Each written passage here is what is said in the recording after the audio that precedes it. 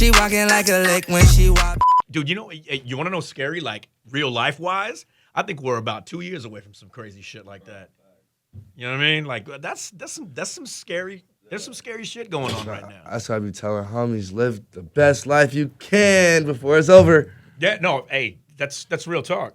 Like, but that's what you know. What's crazy is like, so yeah, I think we're about 2 years away from that if we keep going the way we're going. Mm-hmm. But I think that there is, like, not to be a geek or to like, fanboy, but there's hope for it. But that's in artists, like, what you're doing. Yeah. You feel me? Like that's true. Everything comes from, like, the art comes from pain. Yeah, you know definitely. what I mean? Pain. And that's what I'm saying. Life situations, just everything. Do you think the pain that you had to go? Let me turn this off. The pain that you had to go through, like your pain, is important in like your artistry. It's really important. Is that?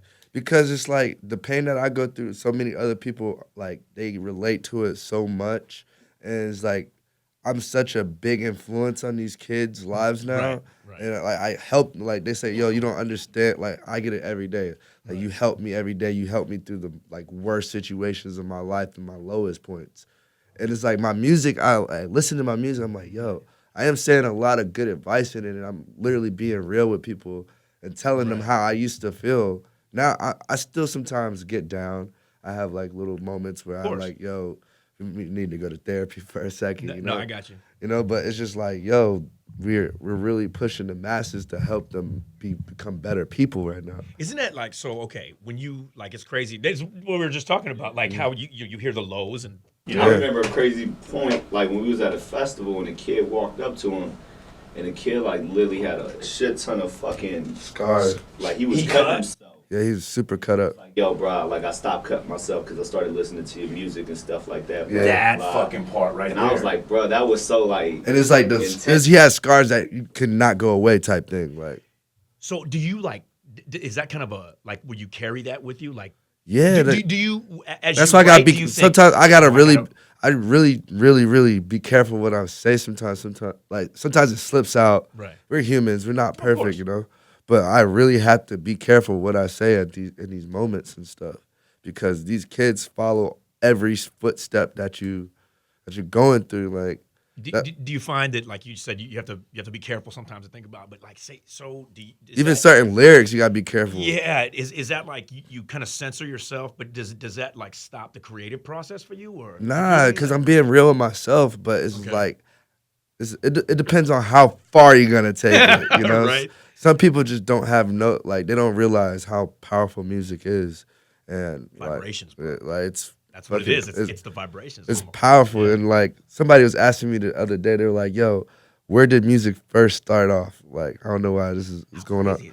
Where did music first start off? I'm like, Lucifer. He's like, you're onto something. Angels. They were the first ones to make music and stuff, like, and that right there just made me realize, I'm like, God damn, music is something so powerful that we like misuse and mislead in so many directions and stuff. Right. Angels, just don't think about it. Music, ready for this? Watch this connection. Yahweh. What? You see what I did there? Let's get this interview going, man. It's been going, bro. Oh shit. That's lit. No, so is that where you got your?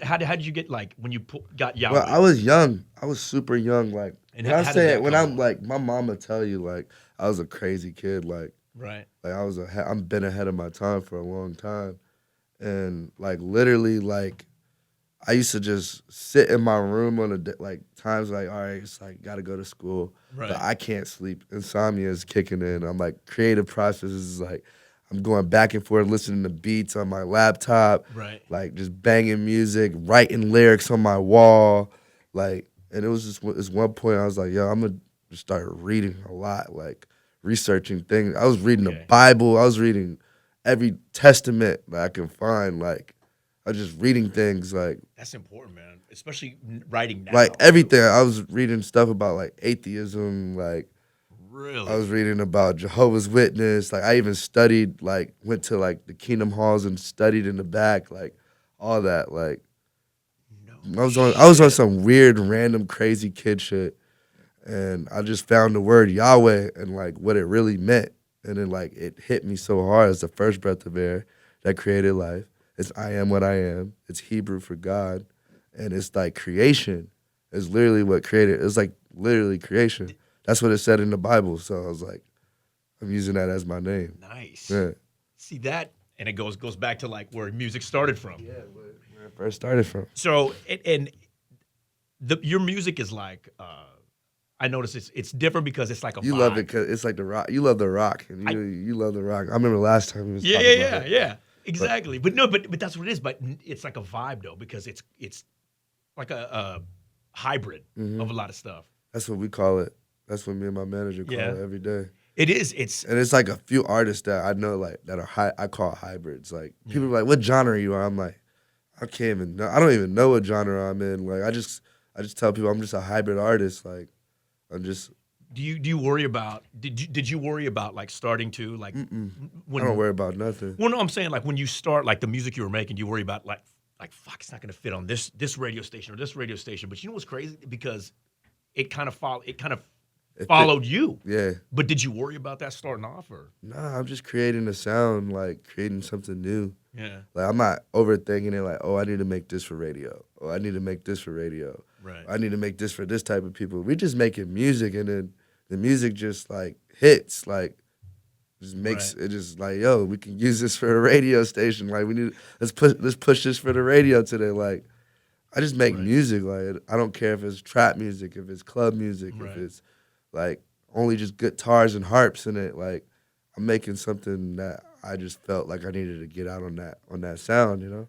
How is it now? Like so, especially since the last time you were here too. Like you know, you've been doing shows and you've been grinding, but the shows just keep getting bigger and bigger and bigger. Is that like how's that feel now? Like seeing the work pay off. We call it the education process. Is that what it is? It's an education process, and it keeps going. Every day is something new. Every day is like another like stepping stool we're hitting, and like groundbreaking things for my career. That's like, yo, this is what we used to think about, you know? Right. And now we're finally doing it. A few years ago, when you thought about, yo, I'm gonna make this is what I'm gonna do, like make music. I'm gonna do this. And did you think about this, like where it is now and how it would be? How different is it now, like reality wise? I ain't gonna lie, thought about it. It's literally what I expected it to be. Shit. Yeah, it's what I wanted it to be. Is like I pictured myself like exactly where I'm at today. Like that's important, man. Yeah. That's important that you say that. And it's like it's not like I'm still on the stepping stools of it type stuff. Like every day is like a new barrier I gotta hit. Like another door I gotta lock with. I gotta find the keys. You know. That's so. I see you got a couple more tattoos too since you've been here last time. Oh yeah, I think I did. That's brand like Heart Full of Rage. Yeah. Do you like when you? I got a few. Do you use ink as therapy, or do you use or is it like tell a story? It's a story, and it's like the moment of my life. Like everything is just a moment of my life that I can go back and I'm like, yo, I remember when I got that tattoo. This is what I was going through when I felt like I got my eyelids in Sweden. Right after getting off the stage, got good vibes. Good vibes? Yeah, got good vibes on my eyelids. It was in a good vibe. Like I felt like I just needed, and then it was like a replica of my brother XXX too because he had bad vibes on his eyes. So I wanted to put good vibes in the air. So rest in peace. Yeah, rest in peace to my brother. How's the correlation? Like when you started, you were attached with Birdman. And how'd it go? How's the correlation between Birdman and Post? Like, how did that? Oh man, that's crazy. Well, Birdman, it was like because my homie Caskey, he signed to Young Money. Florida, yeah. Yeah, he's from Florida and stuff. Right on. And he introduced me to Birdman. Like we were staying at his crib, had us in the studio. He wanted to sign me really bad. Had me on the TV show and stuff. Had a little segment on there. But it was cool. It was a vibe. It was a time in my life I just needed that, you know, like I needed that advice. Like I feel like everybody before they make it, they get advice from Birdman some way or another. No shit. I just like if you go back in interviews, it's always there. Is that? And then going straight from Post, like opening up from Post in 2015. God damn, you just made me realize. Like I opened up for him in 2015, the beginning of 2015. So through that, though, I'm saying it's weird, like where it puts you, the steps put you. Say Birdman wanted to sign you, why didn't you? You know what I mean? Like, why'd you hold yourself back at that point? Because I felt like I needed more like experience in the industry. Wasn't just gonna. No shit. That's. I mean, that actually kind of shows some foresight. Yeah. You know, because most people, shit, they jump at it. Yeah, I didn't jump at it. I had people like Were you? tell me like, "Yo, be careful."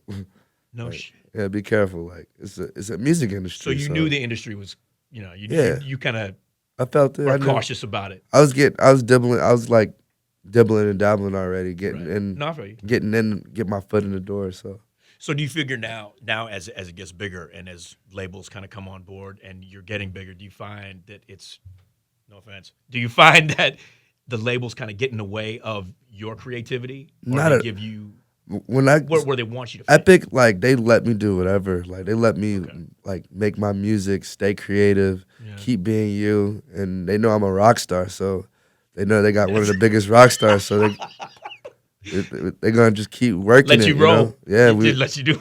it's working, so It is. we're doing working. something right. It is working.